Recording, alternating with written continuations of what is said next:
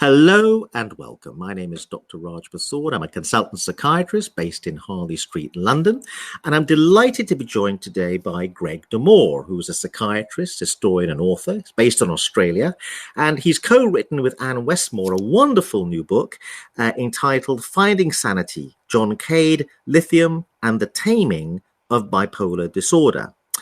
So, Greg, John Cade, to most people outside of psychiatry, will be an unknown figure or a very obscure figure.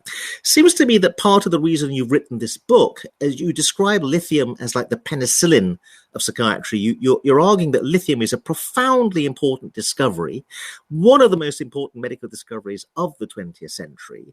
And your book, it seems to me, an attempt to correct a wrong, which is to rescue from obscurity this psychiatrist John Cade and his discovery. What are your thoughts about that idea? Very much so, Raj. The discovery of lithium was really a major turning point, not just in the history of psychiatry, but in the way we really understand human behavior and humanity in a sense. Now, it may seem a big call, but you have to remember that prior to the Second World War, we did not have a single effective medication to treat any mental illness, not one. And then soon after the Second World War, this remarkable man, an Australian, a Melbourne doctor, makes this discovery that lithium can be used to treat what he called manic depression, what we now call bipolar disorder. And it wasn't just that he made this discovery, he turned on its head our understanding of mental illness. To many psychiatrists before the Second World War, the idea that a chemical could so profoundly change human behavior, cognition, and thoughts was something they couldn't countenance. And when this discovery was made, we had to look at the etiology of mental illness in a very, very different way. I indeed believe it is the penicillin story of mental illness because in the ensuing years, in the next decade or so, all the major classes of drugs we now use in mental illness were discovered. But the first medication was lithium. So I'm going to challenge you a little bit on that. Obviously, you're much more of an expert on this than I am. But I would think that most psychiatrists, perhaps from reading your book erroneously, don't understand that lithium was the very first effective medication that psychiatry has. They think it's chlorpromazine or they think it's amitriptyline. So you're trying to correct a really you're trying to correct a really fundamental misapprehension here. Indeed. Now, of course, the discoveries of those medications were profoundly important as well. But lithium predates both those medications by some years. I mean, amitriptyline is in the late 1950s, chlorpromazine's in the early 1950s, yet lithium is in the late 1940s. I think that something about where lithium was discovered for its use in bipolar disorder, that is in Melbourne, Australia, a long way from perhaps major centres of population or perhaps major currents of scientific thought at the time, have led this discovery to be just somewhat overlooked.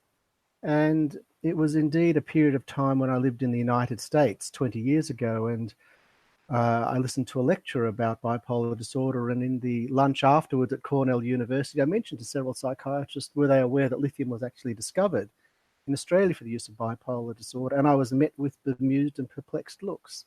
And so the inspiration for writing this story goes back a couple of decades.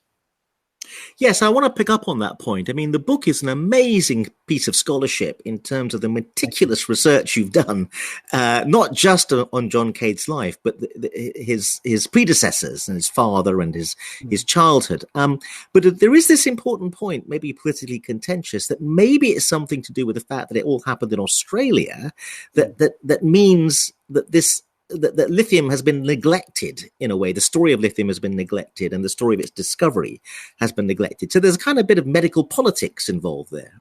I think that's correct. I think the geographic distance, less important now, of course, in the 21st century, but in the 1940s, profoundly important. So I think that issue of distance and geography, the tyranny of distance, if you like, was at play. But I think for me, there was another thread, Raj, that was important in that I think that many Australian doctors, the vast majority of Australian doctors, would not be aware of John Cade either. And I felt that there was a homegrown need to really find this man who was buried, dig him up and breathe life into him, and really show him to not only the medical community in Australia, but the community at large, that there was this remarkable man who made this discovery, who changed the lives of hundreds of thousands, if not millions of people for the better. Now, we go back to the beginning. It's very interesting, and you do this meticulous research unpacking his background. John Cade comes from a medical kind of family, several generations of medical in the sense of pharmaceutical. Tell us a bit about that. Yes, well, he's descended from a long line of largely British chemists and medical personnel. And I think that was interesting for me in doing the research and writing his story, in that it was quite clear that even speaking to his sons, who are all alive today, he has 4 sons, that kind of storytelling had come down through the generations, that all the Cade men, if you like, primarily men, were almost destined to go into the field of medicine or pharmaceuticals. And in the family today, the fact that John Cade, was the discoverer of lithium for bipolar disorder didn't seem to come as a great surprise to them. It was almost as though that there was a kind of destiny written, perhaps not in the genes, but certainly in professional histories over the generations, that just seemed to make it right that he was the person in the late 1940s who would make this discovery. Of course, that's really family storytelling, but it fitted nicely and it worked well for the biography. Now, what about his contact with mental illness? Again, you go into great detail in terms of his childhood. Is there something about his childhood that explains an interest in mental illness? I think to understand John Cade, to really understand him, you need to understand how he was brought up. So he was actually born in Western Victoria in 1912, so just before the First World War. And his dad goes off and fights in the Western Front and Gallipoli and is profoundly affected. His father comes back with shell shock, a form of post-trauma syndrome, and he's a changed man. And his father had been a GP before the war. He comes back and he decides to give up being a general practitioner and decides to become what they called an asylum doctor or an alienist. And he went to work in a large country psychiatric asylum in the state of Victoria. There are a couple of thousand patients. And John Cade, his older son, went along with him. So there was mother, father, and young John Cade. And here was young John Cade, primary school age, surrounded by hundreds of mentally ill patients, men and women. And it affected his life greatly because he really got to see severely mentally ill patients from a young age, but he saw them first and foremost as people, and secondly as patients. And that kind of humanity courses through everything he did and courses through all his writing. And it was fascinating to read this. As a primary school kid, he used to play tennis with patients who thought they were Jesus. He would play cricket with them. Indeed, one of the patients taught him how to box. And it was an affection that he felt for patients that everyone who knew him observed. And it guided his professional decision-making for the rest of his life. Now, I think personally this part of the book's very important because your reconstruction of what life was like in these old asylums is very important. And we've got a view that we've made progress in psychiatry in dismantling those asylums and treating mental illness in a different way. But there is an argument, and I think it comes through from your book and maybe I don't know whether you're going to agree with me, that these asylums had a lot going for them. There was a sense in which, for example, the fact this child learned boxing, I thought that was amazing from a psychiatric patient. We wouldn't do that today. And there's a sense in which almost it seems that, given most psychiatrists wouldn't let their children come into a psychiatric unit and do boxing with patients, particularly quite seriously ill patients, because this asylum was full of people who were quite seriously ill. There's a sense in which almost it was surprising about the book that the people were treated with more humanity and less stigma than maybe happens today. But I don't know what your reaction is to that idea. Well, I think critics of that view would say that we would be taking a paternalistic view, that by institutionalizing people for years, decades or so, we weren't liberating them, allowing them to develop and so on. And I think the broad thrust of change, Raj, in trying to treat patients with serious mental illness, or indeed all mental illness in the community, is indeed the right direction to take. But I think what you're touching upon is this issue. We often have a very slanted, narrow view of what those older world asylums are about. And that view often is dominated by viciousness, violence, inhumanity. In fact, when I read very closely the documentation and how parents were treated, yes, I understand the paternalistic thread, but there was often a wonderful sense of caring, in particular emanating from the nursing staff, who I think have been unfairly portrayed in the past. And indeed, at times there was almost a sense of love, I thought, between staff and patients. I mean, there was a wonderful section, which I mentioned in the book, where at one point there was a ball at one of the asylums, and John Cade got up and was dancing with the patients. I mean, in 2019, if that was suggested, I think you'd be up for some sort of ethical violation. Yet as I read it, and as I listened to the conversation between doctor and patient, I thought here were people who really cared for other people who had these severe afflictions.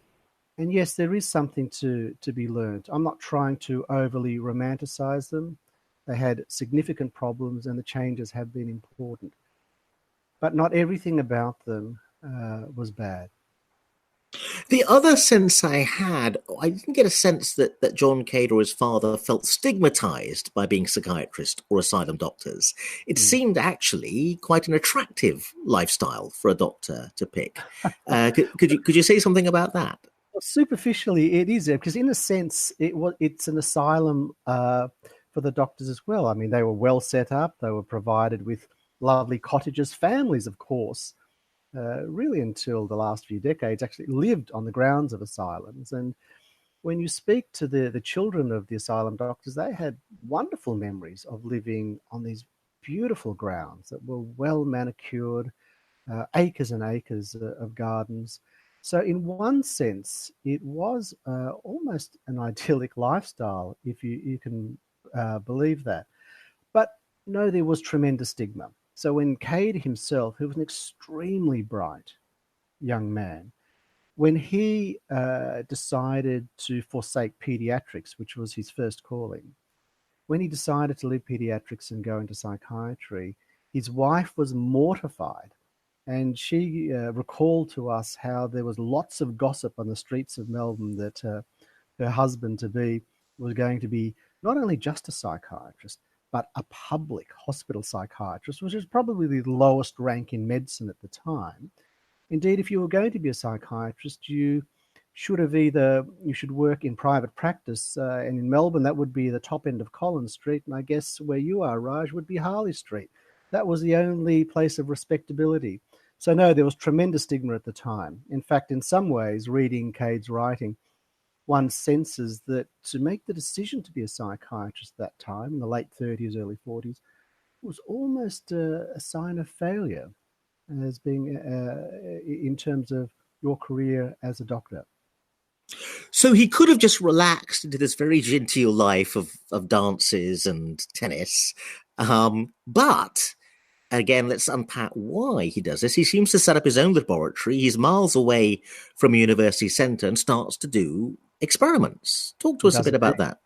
He does. So this is the thing about Cade. He had a natural eye for the world around him. So he was an amateur naturalist, and he would observe things with amazing detail. So when he, as a young doctor, goes to he marries as a young doctor in a country asylum. This is before the Second World War. He turns up at the country hospital asylum, and he does something that no other doctor up there does. He says that he wants to do a ward round. Now, that at the time was revolutionary, because it was the charge nurses that ran the hospital wards, and they informed the doctors when there was someone who needed to be medically reviewed.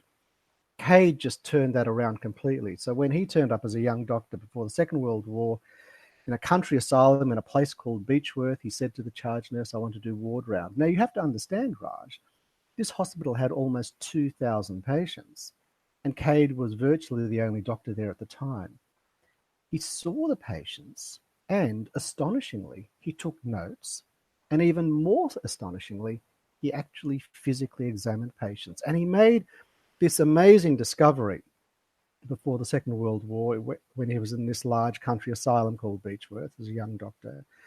One of the nurses, male nurses, noted that during shower time, when patients were really paraded into a shower, that many of the male patients had bruises. Cade's first thought was, of course, that there had been some sort of violence, maybe patients had been hit. But he turned his scientific acumen to the problem, and he discovered that they actually were suffering from scurvy, that they had vitamin C deficiency. And it was that quintessential observation that led to the introduction of dietitians throughout hospitals, mental hospitals in Australia. And that was really a harbinger of things to come, a sign of things to come, of how he would turn his observation skills and his analytical mind to clinical problems.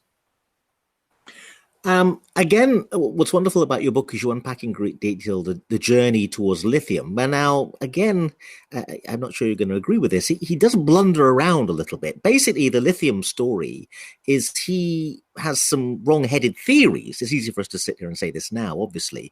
But his theories were, to begin with, wrong, and he seems to stumble into the lithium story via a very odd route, which was basically wrong to begin with. Talk to us a bit about that. Yes. Well, almost everything that I read from his primary notes were obscure and very difficult to follow.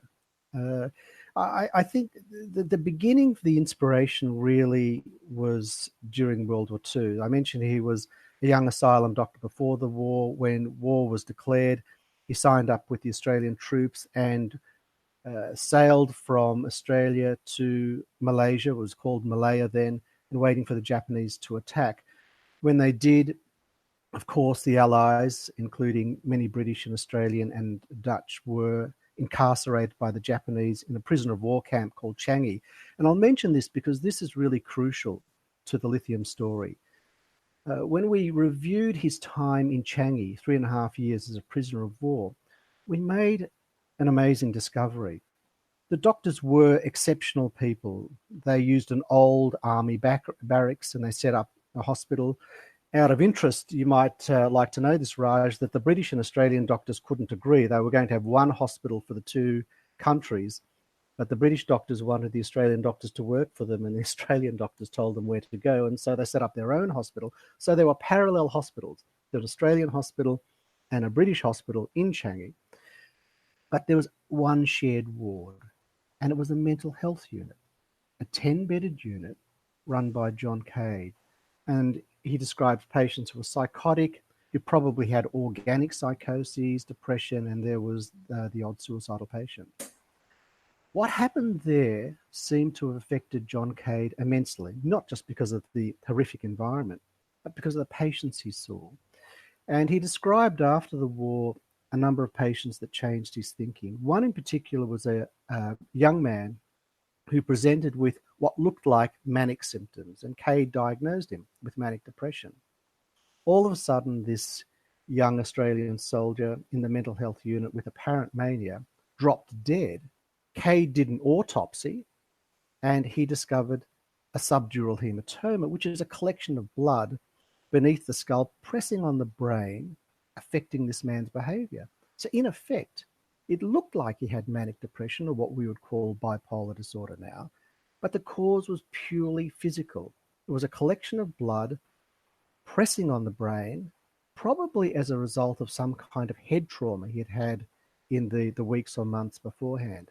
Now, why this was so important at the time, Raj, was this. Cade hit upon the idea that psychiatric disorder might be able to be produced by something very physical, something tangible, something like a collection of blood, something like an imbalance of electrolytes or salts in the blood. And that idea changed his thinking about psychiatry. And at the end of the war, when he was on a ship back to Melbourne, he wrote to his wife, who was waiting for him in Melbourne. He wrote to her, I think, one of the greatest letters in the history of psychiatry. And he wrote in September 1945, as he's chugging back over the Indian Ocean to his wife, he writes to her that whilst he's been in Changi, that he's been desperate to get back to work in psychiatry. And he says to her that you might have guessed in one of your early letters that the old brain box is simmering with ideas. And I'm quoting his letter. I believe this long period of waiting in Changi has allowed many of my notions in psychiatry to crystallize, and I'm bursting to put them to the test.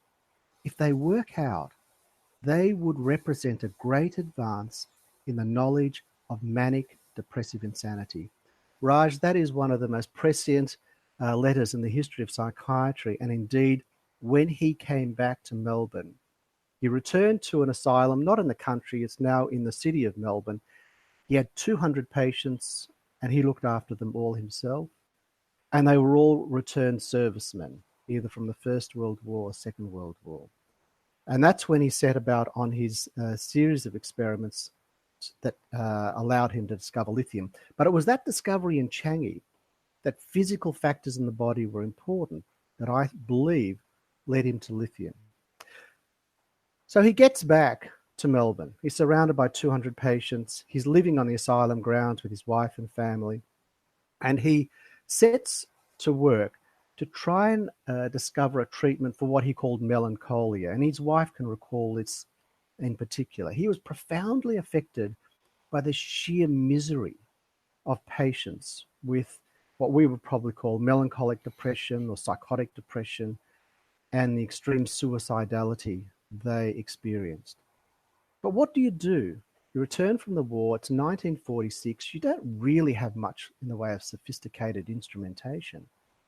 And he decided to do something, what seems odd to us, but was normal to an asylum physician back in 46. He asked the nursing staff to collect urine. And he then, from all the patients in the hospital.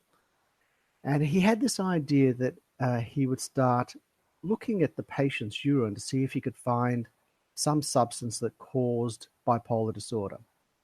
He had this idea that manic depression, where you're high one moment and down the next, or when I say down the next, it might be weeks later, it might be months later, years later, but you have this oscillating mood. He thought it might be that when you are high or manic, that you might have an excess of some sort of toxic substance in your body, and that when you were very depressed, you might have had an absence or a low level of this substance. And he was looking for this putative substance, this mythical substance that caused bipolar disorder. And he thought that maybe patients excreted it in the urine. So if he collected their urine, maybe he could measure it chemically. That's how he started on the pathway to discover lithium. And what were these substances that he was looking for in the urine? So what he did was he collected urine, and I think, the milk bottles were brought back to the house where he lived on the asylum grounds. And I think the most amusing part is he then collected all these bottles and put them in the refrigerator at home. And so the kids, when they would come back from school, his own kids from school, if they were looking for butter or something, they'd have to push aside these bottles of urine and so on. It was quite amusing. But he injected this urine into guinea pigs, real guinea pigs. And he had this idea that the patient's urine, or the urine from patients with bipolar disorder, killed the guinea pigs very quickly because they contained this mythical toxic substance. And he thought it might relate to a substance called uric acid that might have been killing the guinea pigs very quickly, and maybe somehow uric acid was related to the causation of bipolar disorder. Now, as I mentioned earlier, he had quite a chemical brain, and he wanted to manipulate uric acid in the urine. Now, that chemically is quite a difficult thing to do, but it's made much easier if you can make it into what we call a salt, and a salt that is soluble in water. And the best known soluble salt of uric acid known then was lithium urate. That's how lithium entered the story, almost en passant, by chance, if you like. He added lithium to create lithium urate so he could look at the uric acid more closely. But that's when everything changed, because in his series of experiments where he started to inject urine into the guinea pigs and they were all dying, as a control, he actually stirred up a solution of lithium chloride, we think. He injected that into the guinea pigs to see what would happen. And that's when everything changed, because the guinea pigs stopped dying. They became very quiet, easy to handle. We interviewed his wife, who could recall the very day he raced from his homemade laboratory in the asylum into the house, grabbed her by the wrist and asked her to come and look at the guinea pigs who had just been given a solution of lithium. He marveled at them, saying that no longer were they dying, but they were just lying relaxed in the palm of his hand. And almost instinctively, immediately, he realized that perhaps he may be able to quell the agitation of some of the patients around him by giving lithium. And that was a series of steps, looking at the urine of patients, looking at guinea pigs, and as a control, he used lithium, and he saw that they quietened guinea pigs. And the next step was to take this enormous leap of courage and faith and give lithium to patients around him. You have to remember, of course, in the late 1940s, Raj, there were no ethics committees to stop this inventiveness, or perhaps in some views, recklessness. But before he gave lithium solution to his first patient, being a very honourable man, he took lithium himself for 3 weeks to make sure it didn't make him dangerously ill.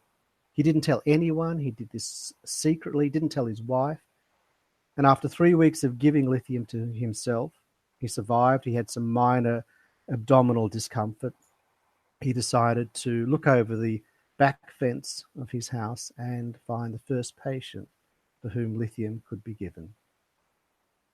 Before we get to the first patient, I want to go back to why the guinea pigs were quiet, because it seems from your account that maybe the guinea pigs were quiet, again, for reasons different to the therapeutic qualities of lithium, that he may have got that bit wrong as well. In fact, there are many, if you like, wrong steps along the way. Mm-hmm. I've described actually what's occurred, but many of Cade's conclusions at the time were indeed erroneous. One of them being that the guinea pigs were quiet because of the therapeutic qualities of lithium. Indeed, it seems that the reason the guinea pigs were most likely quiet was that they were probably suffering from lithium toxicity and were probably ill. But Cade didn't see it that way. And it wouldn't be the first time a tremendous leap in scientific knowledge and medical advance has been based on a misconception. And that certainly was the case here. Okay, so there is a patient zero. There is a first patient that lithium is tried on. Tell us a bit about that. Bill Brand, who had been in and out of hospitals for decades. He was born in South Africa, came to Melbourne as a young boy. He went off to the First World War as an Australian soldier, arrived in England, and almost as soon as he arrived in England during the First World War, developed what I'm sure was a severe manic episode and was dispatched back to Australia. And between that period of time until the 1940s was in and out of various hospitals with mental illness. And he really had a period of 2 to 3 decades of a kind of illness that completely made his life wretched. At times he was on the street, he lost money, he was intermittently psychotic. He was seen by numerous doctors in hospitals in Australia. No one really diagnosed what was going on clearly. At times, people thought that he was manufacturing these illnesses. Indeed, he was called a psychopath on more than one occasion. But looking back, he clearly had a severe form of bipolar disorder. And when John Cade returned to Melbourne after the Second World War, Bill Brand had been in that asylum in Melbourne for about 5 years. The only effective treatment that he'd had, and the treatment was only transiently effective, the only effective treatment was a crude form of ECT, unmodified ECT. And in the notes at the time, in the late 1940s, the doctors had written that this man is simply untreatable. He was regarded as a pest in the asylum in Melbourne where he was living. Indeed, and this is sad, he was nicknamed the monkey because of his behaviour, his mischievous behaviour. He'd often take off from the asylum, he'd catch taxis into the city. On one occasion, he famously went into a local cinema, stripped naked, and before the film started, sang "God Save the King" to everyone in a manic state. Everyone knew Bill Brand, and everyone knew that he was untreatable. But John Cade spotted him as the first person for whom lithium could be tried. And what happens when he's given this drug? So in March 1948, John Cade mixes up a solution of lithium and begins to give it to Bill Brand. And over a period of about 6 weeks, something truly remarkable happens. All his delusions, hallucinations, just simply evaporate. And within 2 months, he is sane as the next person next to you. And within 3 months, Bill Brand leaves that asylum and goes back to his old job. Clearly, nothing had been seen like it in the history of psychiatry. Nothing had been seen like it in the history of medicine. Cade, of course, was ecstatic. There were no major side effects. Bill Brand's family thought it was a miracle. Cade then turned to other patients in his hospital and dispensed lithium to a range of other patients, 9 of whom were suffering from mania, almost all of whom were discharged from hospital. One went back to work as an executive with a newspaper. A local GP who was manic went back to looking after patients. Another person went back to selling motor vehicles, and so on. And so 10 patients with relatively chronic mania often lasting months, were all miraculously improved by lithium, and all were discharged from hospital. So how does the lithium miracle message spread across the world of medicine? Well, it doesn't, of course. And part of the problem was geography. Melbourne's a long way, or was a long way from everywhere.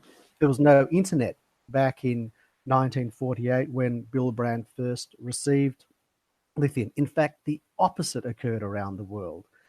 After the Second World War, lithium was banned in the United States for another reason.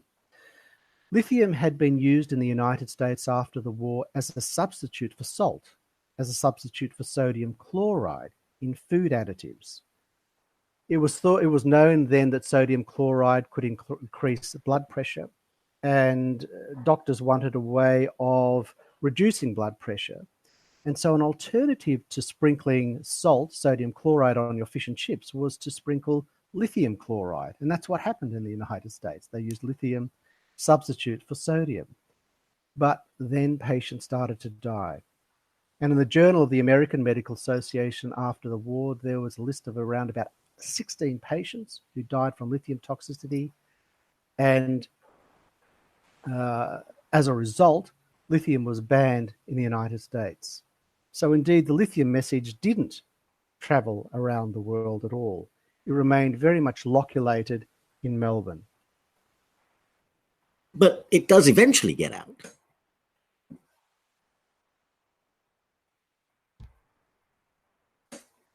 Oh, hello?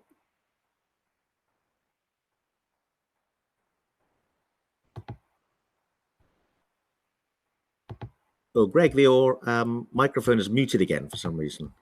Oh. It's come back. You come back. Okay. For several other doctors in and around Melbourne started to use lithium a great deal, and they realized quite quickly it was a very effective treatment for bipolar disorder. But sadly, Bill Brand, the flagship of this therapeutic vanguard, returned some months later after apparently being cured, but he was as manic and as psychotic as he had ever been. What had happened was that Bill had felt so well on lithium, he decided that he didn't need lithium anymore. And not only was the first patient to be treated with lithium and to recover, but he also became the first patient to be non-compliant with lithium. He returned to the hospital. Cade was crestfallen, realized that Bill had stopped the medication. He restarted the lithium, but in his endeavor to get Bill back to how well he had been before, he pushed lithium too hard. Of course, you have to remember, Raj, back then it was not known how much lithium to give. There were no serum levels of lithium. And of course, if you give too much lithium, you can make someone toxic. And as a result of Cade's endeavor to try and get Bill Brand well again, he pushed the lithium too hard. Bill became lithium toxic, and in 1950, Bill Brand died. Cade was mortified and for a period of years stopped his experimentation with lithium. So this definitely affected the growth of the use of lithium. Fortunately, two things happened. There are other doctors, psychiatrists in Melbourne who continued to work with lithium and saw it work. But secondly, and most importantly, at the University of Melbourne, a series of experiments were underway that began to measure the concentration of lithium in the blood. And it was in Melbourne that they worked out that a therapeutic level of lithium was required, that you needed a certain amount, but you could not go over a certain level. In other words, there was a therapeutic window with which you had to treat a patient with lithium. And that discovery was really made in the decade or so after Cade first started using lithium. And when that occurred, lithium started to be used quite widely throughout Australia. And then it was further enhanced in the mid-1950s when, largely through Danish scientists and psychiatrists, Morn Scow being the most important and famous, that it was realized that lithium could be used as a prophylactic in bipolar disorder. And I think when that discovery was made, a hard one discovery I might add, that lithium began to spread around the world, but still the United States was quite resistant to the use of lithium. And it was really only in the 1970 that resistance started to weaken and lithium began to be used at a wider level in the United States.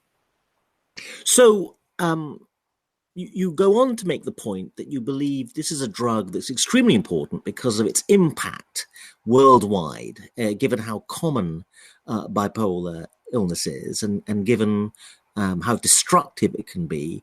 And there's a sense in which this drug is life-saving. Tell us a bit about that. Yes, I think anyone who's worked closely with patients who suffer from bipolar disorder understand the havoc this disorder brings on their lives. We understand often the term bipolar can be used, I think, a little bit casually in the media and the broader community. but it's a devastating illness. It's a long-term illness. It affects people's lives in terms of their financial security, their job security, their relationships. But of course, we know that suicidal thinking and suicide itself is a major consequence of bipolar disorder. I mean, prior to lithium, we know that the rate of suicide in bipolar disorder was extremely high. And one of the things that has been remarkable about lithium is not only that it helps to reduce those severe mood swings, but it reduces significantly patients' suicidal thinking. Now, of course, it's difficult to measure exactly how many patients have not committed suicide as a result of lithium, but we are sure that is many hundreds of thousands of people that are still alive today because of lithium. And in terms of its savings, I mean, it would have saved billions of dollars. There was an estimate some decades ago that had saved billions of dollars in terms of healthcare costs. So its impact is not just in terms of patient welfare, its impact in terms of the economy of managing patients with mental illness has been profound.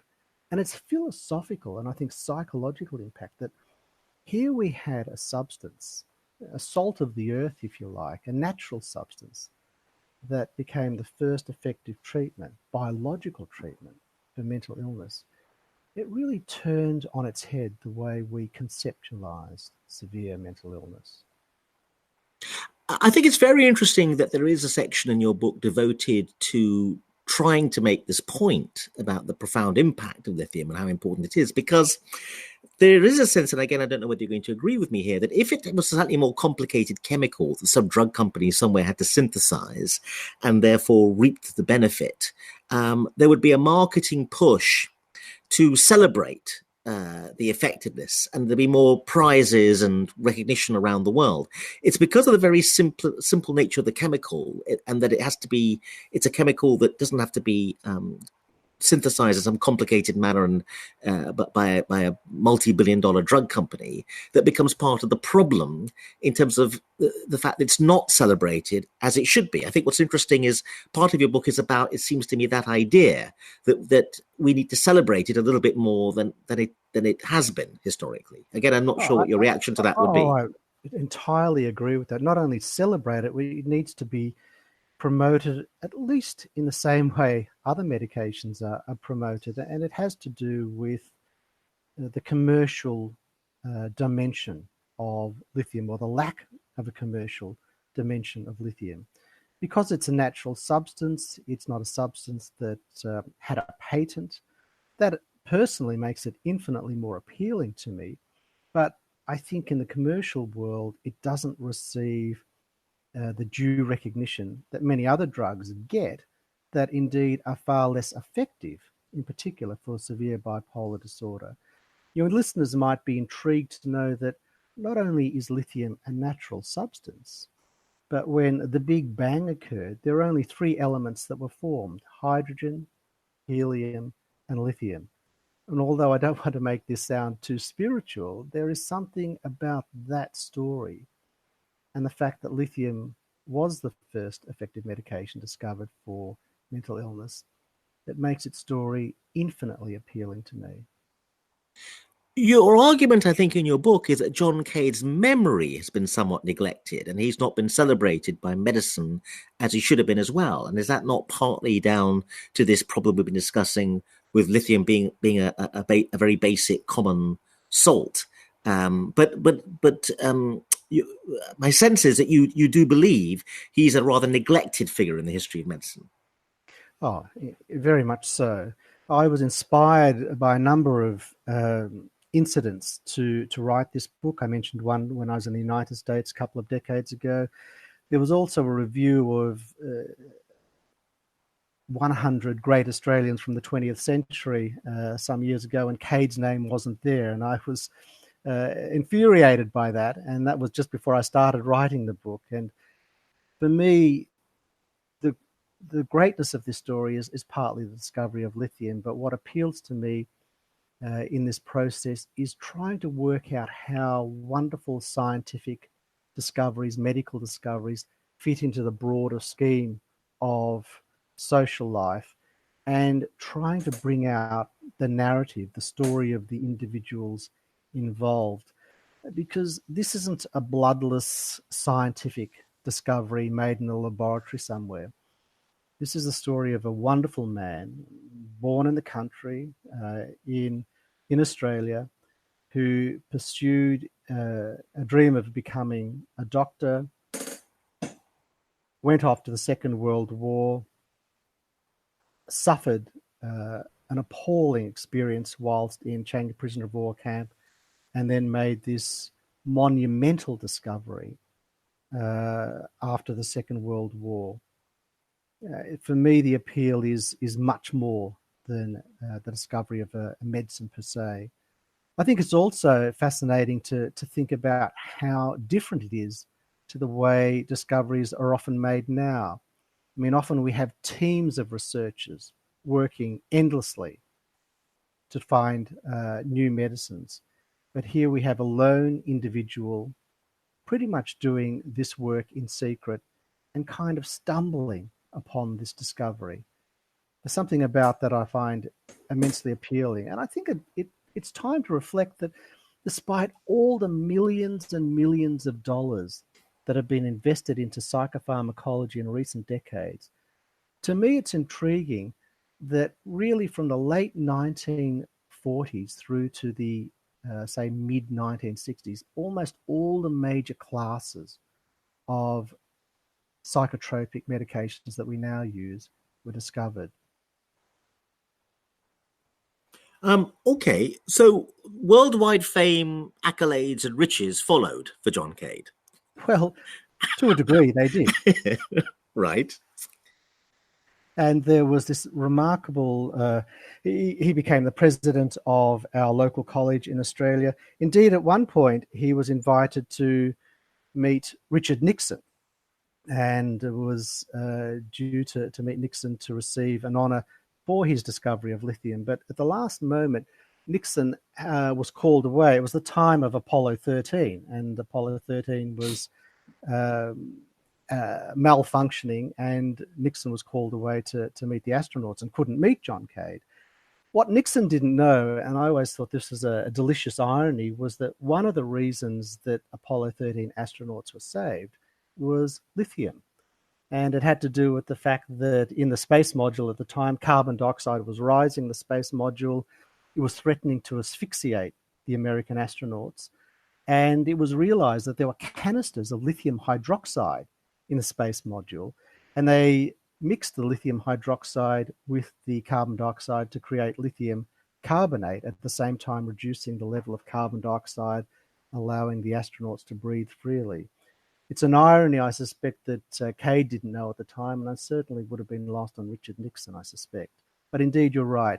Cade did travel around the world. He was a representative of Australian psychiatry. He did a lot of work in Southeast Asia.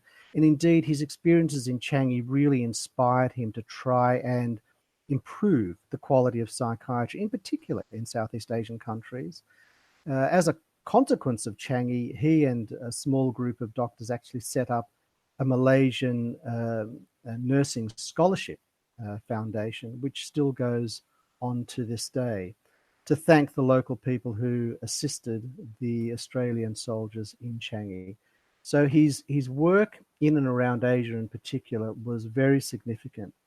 Sadly, he didn't really have a long life. He died in 1980, only at the age of 68 from esophageal cancer. Changi cured him of many things, affected him in many ways, but one thing Changi could not change him in was his love of cigarette smoking.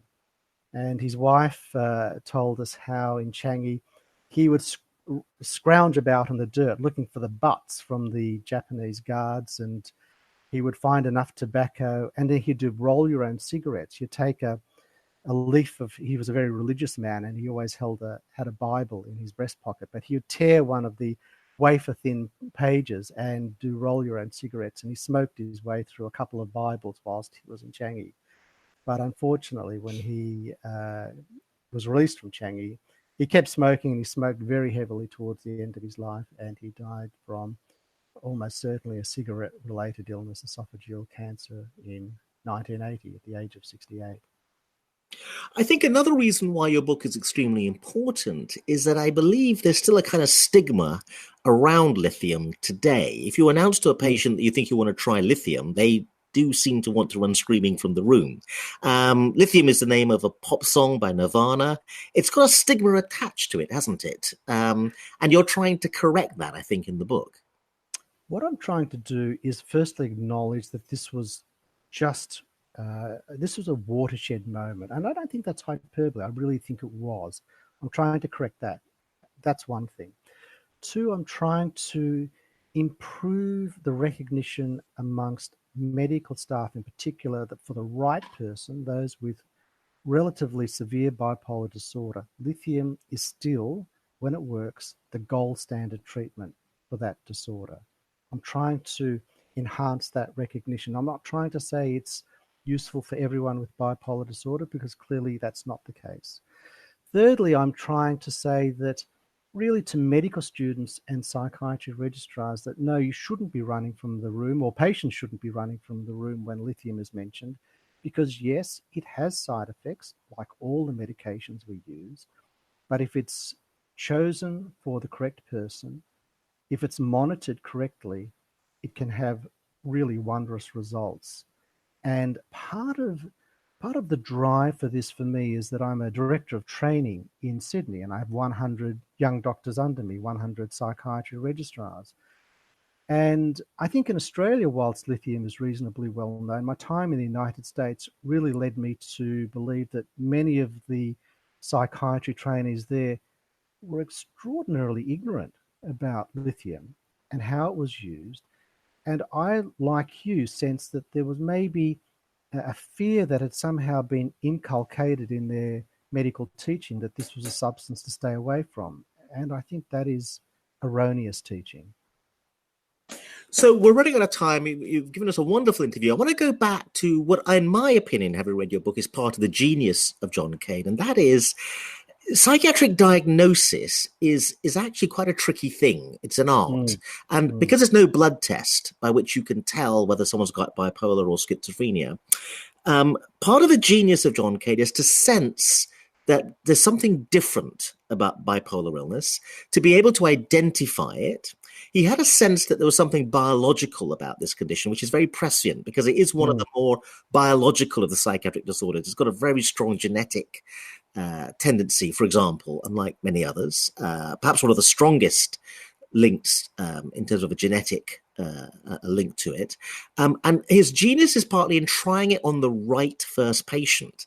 If he tried it on the wrong first patient, then we wouldn't necessarily be discussing if it may have been gone undiscovered. He has a sense of who to try it on. And I think that is important because he does blunder a little bit along the way, as well described in your book, Yes. in terms of how he stumbles across lithium. But I think, and I'm interested in your opinion, and obviously you may disagree with me, part of his genius is to have a sense of the disorder, who to try it on first. And he has a sense in that very famous letter that there's something different about bipolar disorder. He's going to devote himself. And that is partly where his genius is, because psychiatric diagnosis is a tricky thing. And even very eminent psychiatrists sometimes aren't able to make a diagnosis with confidence. There's an art to it. And he has a sense that there's something different about this disorder. What are your thoughts about that? That's spot on. In fact, he saw himself not as a researcher or a scientist. And I don't think this was just a case of misplaced humility. He saw himself primarily as a clinician. That's what he wanted to be remembered as, a clinician. When you speak to medical students who are taught by Cade, they recall these masterly, if somewhat old-fashioned, stylized teaching sessions where he'd bring a patient in, he'd interview the patient for an hour or so, and just detail by detail unpack the phenomenology to really wide-eyed students. And they still remember these lectures, decades and decades afterwards. He prided himself on his observational acumen. He also prided himself on being a doctor first, a physical doctor first, and a psychiatrist second. In fact, it was something that he was teased about during his clinical lifetime, in that he often wore a stethoscope, something that you wouldn't see too many psychiatrists wearing today. He really looked at the patient in a holistic way. He wouldn't have used that word, but that's the sort of word we would use today. He would look at the physical and psychological aspects of a patient's presentation. In part of the book, I mentioned that Cade was fascinated by Arthur Conan Doyle and the creation of his wonderful detective, of course, Sherlock Holmes.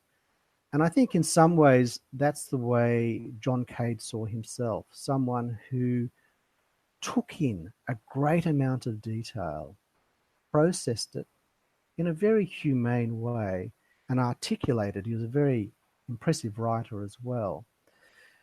And I'm sure that had to do with how he picked, somehow instinctively, intuitively, analytically, he picked the right patients to use lithium on. I mean, it is remarkable when you think, Raj, that the first 10 patients he treated who presented with mania responded. Now, a cynical or more skeptical view might be, well, they're the 10 patients he reported on. There were other patients he treated with lithium, by the way, with schizophrenia who didn't respond as well. But we don't know. Maybe he did try it on other patients, and we just don't know what the result was. One of the most frustrating things for me as a doctor and historian and writer in trying to resurrect this story was that you would have thought, Raj, that sometime in his lifetime, that someone would have sat with John Cade and said, tell me this story. Tell me about this remarkable discovery. But apparently no one did. And it was too late, of course, by 1980 when he passed away. And I've often wondered why that's the case. Partly it's Cade's reticence. He was a remarkably humble man, and I think everyone who knew him agrees that he was a humble man. He certainly didn't blow his trumpet about this story. In fact, when I read a book when I was a medical student, it was called Mending the Mind, written by Cade. There was a chapter in that book about lithium. What was truly remarkable that in the chapter on lithium that Cade wrote, he didn't actually mention that he himself was the person who introduced lithium in the late 1940s. I mean, could you imagine that happening in 2019 when every minor discovery is trumpeted on the internet? I mean, that's the sort of man he was.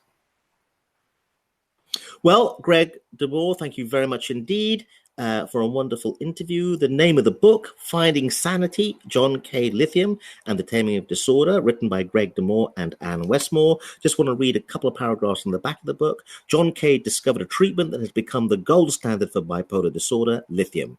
It has stopped more people from committing suicide than 1,000 helplines. Lithium is the penicillin story of mental health, the first effective medication discovered for the treatment of a mental illness, and it is, without doubt, Australia's greatest mental health story. Greg DeMoor, thank you very much indeed. Raj, it's been a pleasure.